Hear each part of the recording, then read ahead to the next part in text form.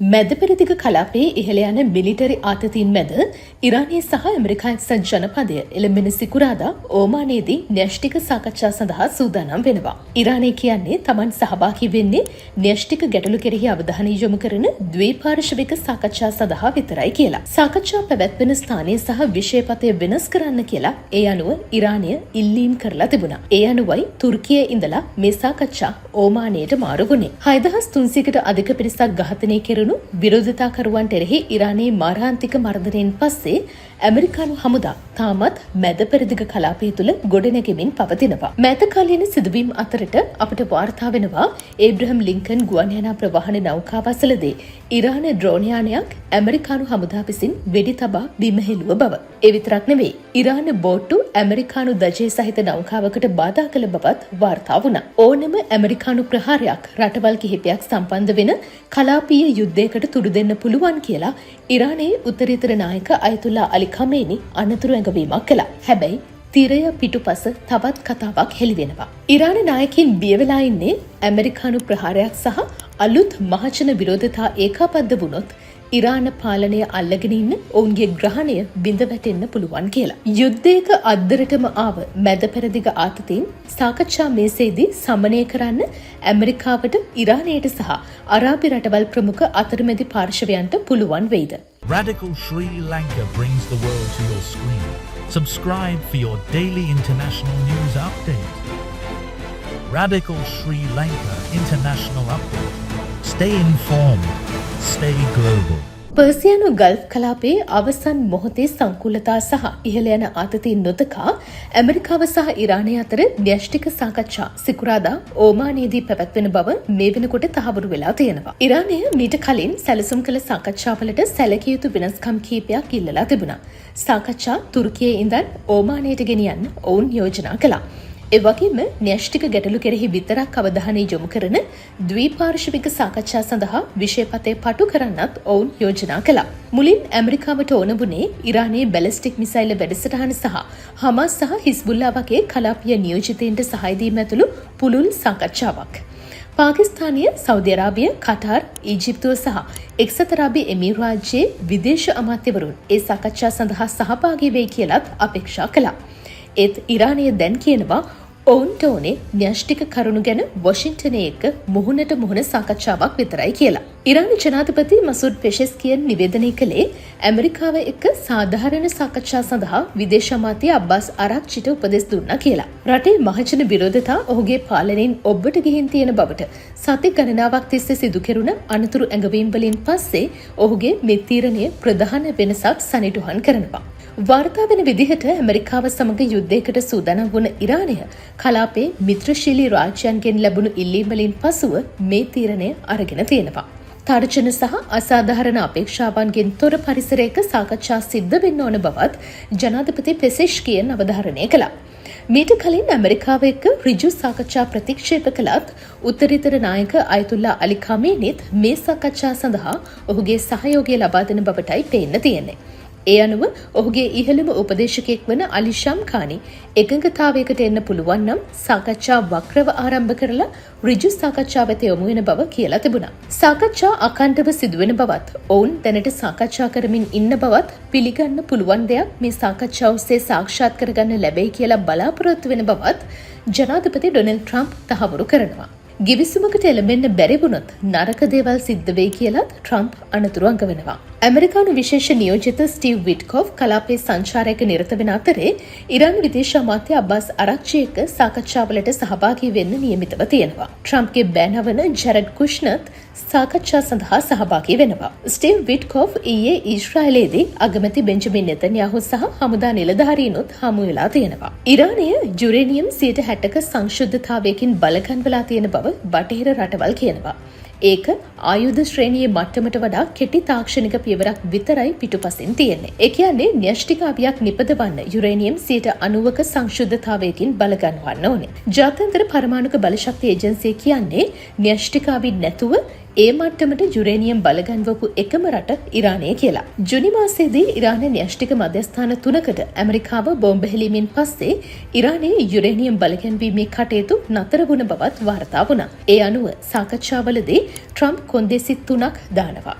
ඉරානයේ uranium බලගැන්වීම නතර කිරීම, ටෙහෙරානයේ බැලිස්ටික් මිසයිල වැඩසටහනට සීමාවන් පැනවීම සහ හිස්බුල්ලා හූති වැනි කලාපීය නියෝජිතයින්ට සහාය දීමෙන් වැළකීම. ඉරානය දීර්ඝ කාලයක් තිස්සේ මේ ඉල්ලීම් තුනම පිළිගන්න බැරි ස්වෛරීභාවය උල්ලංඝනය කිරීමක් විදිහටයි හඳුන්වන්නේ. කොහොම වුණත් ඉරාන නිලධාරීන් දෙදෙනෙක් උපුටා දක්වමින් ජාත්‍යන්තර මාධ්‍ය වාර්තා කරලා තිබුණා ඉරානයේ පළකින් බැලිස්ටික් මිසයිල් වැඩසටහන යුරේනියම් බලගැන්වීමට වඩා ගැටලුකාරී විදිහට දකිනවා කියලා. එක් නිලධාරියෙක් කියලා තිබුණේ ටෙහෙරානය යුරේනියම් බලගැන්වීම සම්බන්ධයෙන් නම්‍යශීලී බවක් පෙන්වන්න සූදානම් බව. අධික ලෙස බලගන්වන ලද යුරේනියම් කිලෝග්‍රෑම් 400ක් බහර දීම සහ යුරේනියම් බලගැන්වීම නතර කිරීම වුණත් ඊට ඇතුළත් බවයි ඔහු කියන්නේ. ඒ වගේම ඉරානය න්‍යෂ්ටික අවි හොයන්නේ නැති බවත්, ඒවා කිසි විටකත් ගබඩා නොකරන බවත් අලි ෂම්ඛානිත් කියනවා. ඒත් ඔහු කියනවා ඒ වෙනුවෙන් ඔවුන්ට වටිනාකමක් ලැබෙන්න ඕනේ කියලා.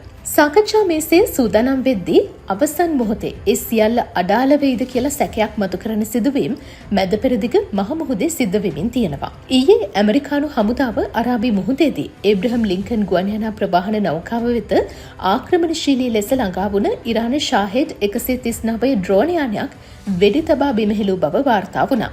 අපැහැදිලි අරමුණකින් යුතුව ගුවන්යානා ප්‍රවාහන නෞකාව දෙසට පියාසර කරමින් තිබුණ ඩ්‍රෝන යානය ආත්ම ආරක්ෂාව වෙනුවෙන් F-35 ප්‍රහාරක ජෙට් යානයකින් විනාශ කළ බවයි හමුදාව නිවේදනය කළේ.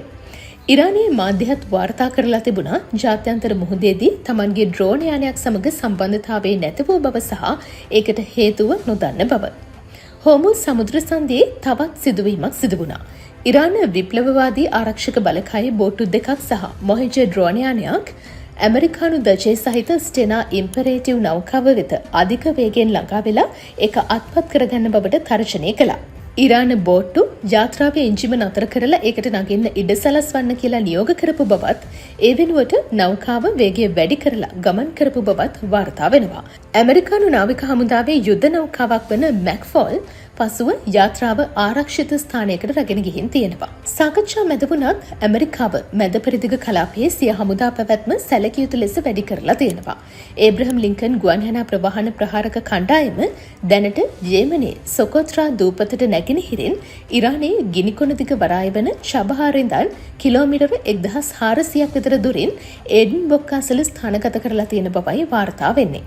මේක ඉරාන වෙරළබඩ ජලයෙන් දුරස් වීමක් පෙන්නුම් කරනවා. ඇමරිකාව තාඩ් සහ MIM-104 පේට්‍රියට් පද්ධති ඇතුළුව කලාපීය කඳවුරු වෙත දියුණු භූමිපාදක ගුවන් ආරක්ෂක පද්ධති යොදවන අතරේ ඉරාන ඩ්‍රෝන යානාවලට බාධා කරන්න සුදුසු ලේසර් ගයිඩඩ් රොකට් සවි කරලා තියෙන F-15E ස්ට්‍රයික් ඊගල් ප්‍රහාරක ජෙට් යානා යොදවලා තියෙනවා. ගල්ෆ් අරාබි රටවල් ඉරානයට එරෙහි ප්‍රහාර සඳහා ඔවුන්ගේ ගුවන් අවකාශයේ හෝ කඳවුරු භාවිත කරන්න ඉඩ නොදෙන බව ප්‍රකාශ කරලා තියෙනවා. ඒත් ඔවුන් තමන්ගේ රටේ පිහිටි ඇමරිකානු කඳවුරුවලට ලැබෙන ආරක්ෂක පද්ධති නම් සාදරයෙන් පිළිගන්න බවක් තමයි පේන්න තියෙන්නේ. ඕනම ඇමරිකානු ප්‍රහාරයක් කලාපීය යුද්ධයකට තුඩු දෙන බවට උත්තරීතර නායක අයතුල්ලා අලි ඛමේනි දැඩි අනතුරු ඇඟවීමක් කරනවා. ඇමරිකාව යුද්ධයක් ආරම්භ කළොත් මේ පාර ඒක කලාපීය යුද්ධයක් වෙනවා කියලා ඔවුන් දැනගන්න ඕන කියලත් ඔහු කියනවා. ඉරාන ජාතිය ඇමරිකානු නැව්වලට බය වෙන්නේ නැහැ කියන ඛමේනි ඇමරිකාව විසින් ආරම්භ කරන ඕනම යුද්ධයක් කලාපය පුරා පැතිරෙයි කියලා අනතුරු අඟවනවා. මහජන විරෝධතාවයේ පිටුපස ඉරාන නායකත්වය බරපතල අභ්‍යන්තර ගැටලුවලට මුහුණ දෙනවා. වත්මන් සහ හිටපු නිලධාරීන් 6 දෙනෙකුට අනුව ඇමරිකානු ප්‍රහාරයක් නිසා කෝපයට පත්වන මහජනතාව නැවත වීදිවලට ඇද දමීමෙන් බලය මත ඇති තමන්ගේ ග්‍රහණය බිඳ තමයි කියලා ඉරාන නායකත්වය බියෙන් ඉන්න බවයි වාර්තා වෙන්නේ. ඉහළ පෙළේ රැස්වීම්වලදී නිලධාරීන් ඛමේනිට මේ ගැන අනතුරු ඇඟවීම් කරලා තියෙන බවත් සඳහන්. ජනවාරි මාසයේ මුල සිදුවුණ මර්ධනය 1979 ඉස්ලාමීය විප්ලවයෙන් පසු සිදුවුණ දරුණුම ලේවැගිරීම විදිහටයි සැලකෙන්නේ. දෙසැම්බර් අගභාගයේ මහජන නිසංසුන්තාවය ආරම්භයේ ඉඳන් 6300කට වැඩි පිරිසක් මිය ගිහින් තියෙන බව ඇමරිකාව පදනම් කරගත්තු මානව හිමිකම් ක්‍රියාකාරීන් තහවුරු කරනවා. තවත් 17000ක මරණ වාර්තා විමර්ශනය කරමින් ඉන්න බවත් ඔවුන් කියනවා. ඒ වගේම නෝර්වේ කේන්ද්‍ර කරගත්ත ඉරාන මානව හිමිකම් සංවිධානයේ අනතුරු අඟවන්නේ අවසාන සංඛ්‍යාව 25,000 ඉක්මවන්න පුළුවන් කියලා. බොහෝ ඉරාන වැසියන් නැවතත් ආරක්ෂක හමුදායක ගැටෙන්න සූදානම් බවත් සීමිත ඇමරිකානු ප්‍රහාරයක් වගේ බාහිර පීඩනයක් ඔවුන් ධෛර්යමත් කරන්න පුළුවන් බවත් නිලධාරීන් කමේනිට දැනුම් දීලා තියෙනවා. 2011 ඉඳන් නිවාස අඩස්සියේ පසුවන හිටපු අගමැති මිනුහසෙන් මව්සාවිත් අනතුරු අඟවන්නේ මහජන කෝපය උතුරා යාම ඉස්ලාමීය ක්‍රමයේ බිඳ වැටීමට හේතු වෙන්න පුළුවන් කියලා. හමුදා සිදුවීම් සහ තර්ජන එක පවා රාජ්‍ය තාන්ත්‍රික සාකච්ඡා සඳහා තාමත් අවස්ථාව තියෙන බවට දෙපාර්ශවයම සංඥා කරනවා.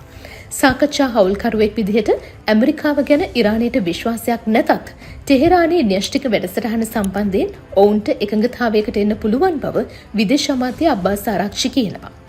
ගිවිසුමක් ඇති කරගන්න Taman බලාපොරොත්තු වෙන බවත් ඉරානය බරපතල විදිහට සාකච්ඡාවල නිරත වෙන බවත් ට්‍රම්ප් කියනවා. ගල්ෆ් කලාපයේ ආතතිය නොදකා ඕමානයේදී සිකුරාදා සාකච්ඡා පැවැත්වෙන බව නිලධාරීන් තහවුරු කරනවා.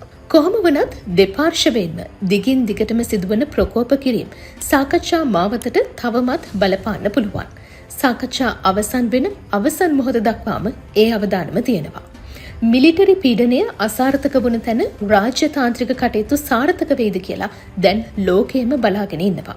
කොහොම වුණත් දෙපාර්ශවයේම මේ වෙලාවේ ගැටුම් වළක්වා ගැනීම සහ උත්සන්න වන ආතතිය සමනය කිරීම ප්‍රමුඛතාවයේ විදිහට සලකන බවක් තමයි පේන්න තියෙන්නේ. වාර්තා වෙන විදිහට ඉරානයේ සතුව ෂාහෙඩ් ඩ්‍රෝන් යානා 80,000ක් විතර දැනට තියෙනවා. ඔවුන් දිනකට ඩ්‍රෝන් යානා 400ක් නිෂ්පාදනය කරන අතරේ බැලිස්ටික් මිසයිල් හැකියාවන් අඛණ්ඩව පවත්වාගෙන යනවා.